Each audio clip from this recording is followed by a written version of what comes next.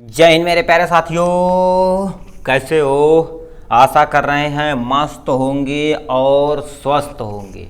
इसी स्वस्थता के साथ हम आज स्टार्ट कर रहे हैं डी फार्मा फर्स्ट ईयर का फार्मास्यूटिकल केमिस्ट्री का ये जो टॉपिक है, ये चैप्टर नंबर 3 क्या बोलते हैं, क्लोरोहेक्सिडीन ग्लूकोनेट। चैप्टर नंबर 3 में जब जाएंगे आप किस टॉपिक में, इस टॉपिक में, किसमें, एंटी माइक्रोबियल एजेंट। इसके पहले हम क्या क्या इंक्लूड कर चुके हैं, सिल्वर नाइट्रेट के बारे में पढ़ चुके हैं, आयनिक सिल्वर के बारे में पढ़ चुके हैं। आज हम स्टार्ट करेंगे आपका क्लोरोहेक्सिडीन ग्लूकोनेट। क्या बोलते हैं, क्लोरोहेक्सिनेट ग्लूकोनेट के बारे में पढ़ेंगे। नेक्स्ट में मिलेंगे हाइड्रोजन परऑक्साइड, फिर बोरिक एसिड, फिर लीचिंग, फिर पोटेशियम परमैंगनेट के बारे में।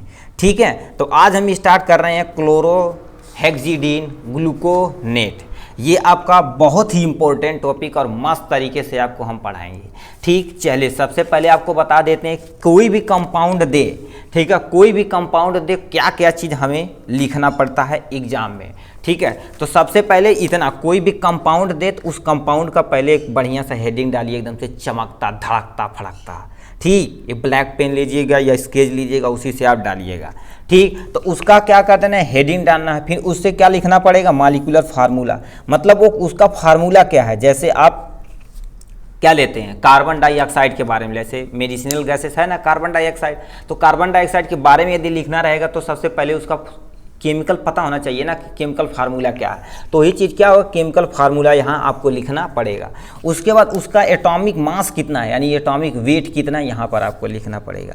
लास्ट में प्रिपरेशन लिखना पड़ेगा, मतलब बोलते ना कि इसके साथ रिएक्शन करा, ये बन के ये तैयार हुआ, हमारा प्रोडक्ट बन गया।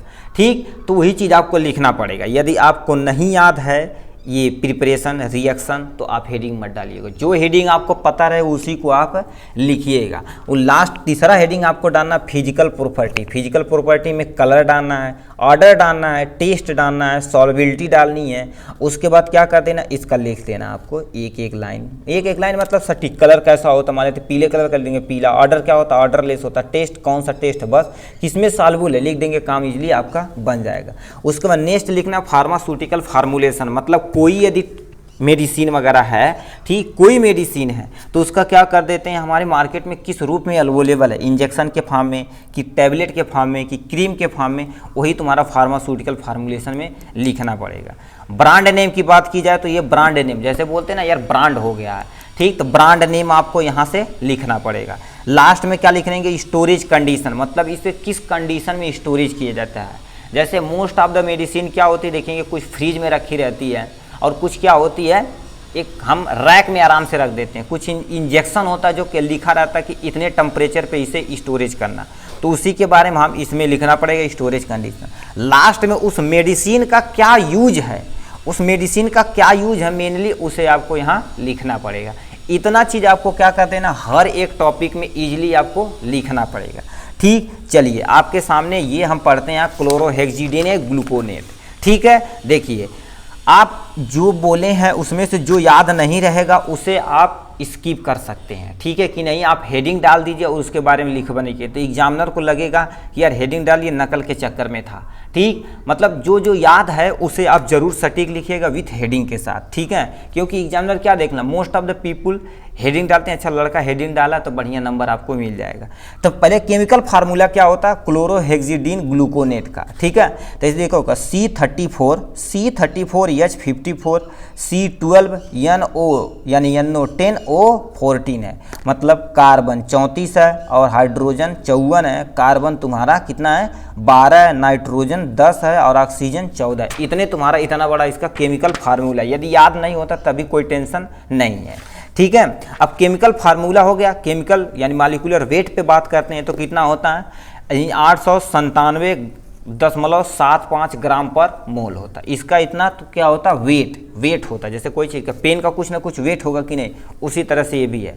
ठीक, अब इनके बारे में जो तुम्हें पता है क्या चीज़ें, जैसे पहले it is generally use as a cleaning wood and cut वगैरह में यूज किया जाता है।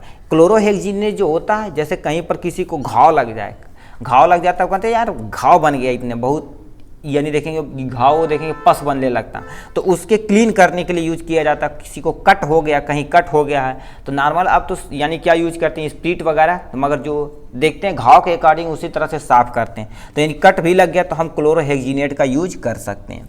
ठीक, अब लिखा है it is also known as chlorhexidine, यानी हेक्जिडीन बोलते हैं। मतलब कहीं लिखा रहा है क्लोरोहेक्जिडीन तो समझिए वो क्या बोलते हैं, क्लोरोहेक्जिनेट ग्लूकोनेट के बारे में आपको डिफाइन करना है। ठीक, देखिए chlorhexinate glucose is a positively charge that react with the negatively charge microbial cell surface. मतलब क्या बोल रहा है, इस ध्यान से ये चीज पॉइंट आप समझिए, इस पर आप बना के लिख सकते हैं।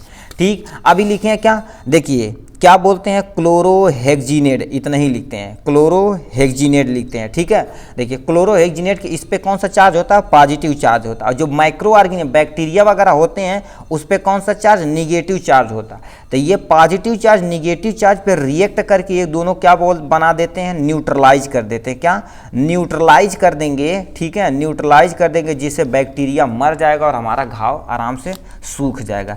इतना प्रोसेस होता है। तो वही लिखा है क्या, इसके पास पॉजिटिवली चार्ज होता है। जो बैक्टीरिया है यानी माइक्रो ऑर्गेनिज्म सेल है, यानी सेल वाल उसके ऊपर है, वो सेल के ऊपर निगेटिव चार्ज उसके साथ रिएक्ट करके तुरंत खाने से बना देगा, काम खत्म, मर गए, वो ग्रोथ ही नहीं कर पाएंगे, हमारा घाव बच गया, बल्ले बल्ले हो गया। ठीक, तो इतना आपको यहाँ से लिख देना। फिजिकल प्रॉपर्टी की बात की जाए तो क्या होता है, कौन कौन सी इसकी फिजिकल प्रॉपर्टी है। देखिए फिजिकल प्रॉपर्टी क्या होता है, पहले कलर लिखना पड़ेगा। ठीक, कलर देखा जाए तो क्या होगा, फिर येलो कलर का होता है या कलरलेस आप लिख सकते हैं। ठीक है, कलरलेस इसका होता है। ऑर्डर की बात की जाए तो क्या होता है, ऑर्डर लेस होता है। क्या होता है, ये ऑर्डर लेस होता है। टेस्ट की बात की जाए तो बीटर टेस्ट होता है। इसका जो टेस्ट होता है एक्चुअली क्या होता है, बीटर टेस्ट होता है। ठीक है, अब आते हैं सॉल्युबिलिटी पे। सॉल्युबिलिटी क्या होती है, सॉल्युबल इन वाटर बट यानी ये देखो soluble in water but not soluble in alcohol. मतलब ये क्या कर सकते हैं, वाटर जो क्लोरोहेक्जिनेट ग्लूकोज है ये वाटर में तुरंत डिजॉल्व हो जाएंगे और ये एल्कोहल में डिजॉल्व नहीं होता है। ठीक, तो ये इसके बारे में था। अब आते हैं कि इसमें फार्मास्यूटिकल फार्मूलेशन पे। फार्मास्यूटिकल फार्मूलेशन में क्या दे रखा है, देखिए ये किसके फॉर्म में पाया जाता है, मार्केट में जेल के फॉर्म में पाया जाता है, गॉजेस के फॉर्म में पाया जाता है, सोल्यूशन के फॉर्म में पाया जाता है, माउथ वॉशेस के फॉर्म में पाया जाता है। जिसी को मान लेते किसी को टॉन्सिल वगैरह होती, कहती घाटी बढ़ गया तो उसमें इन्फेक्शन हो जाता है, इससे दिया जाता है गलाला करने के लिए। मोस्ट पॉपुलर जो है बीटाडीन, कहते हैं बीटाडीन गार्गल, उसमें पानी में डाल के गार्गल करते हैं, मगर इसका भी यूज करते हैं क्लोरोहेक्जिनेट की तरह आपका पानी में डाल लेते हैं, उसके बाद गलाला करते हैं, जिससे थ्रोट इन्फेक्शन जो रहता है, थ्रोट इन्फेक्शन वो आपका खत्म हो जाता है। ठीक, अब आते हैं किस पे, ब्रांड नेम पे आते हैं। ठीक, ब्रांड नेम मतलब यानी मार्केट में किस रूप में अवेलेबल है।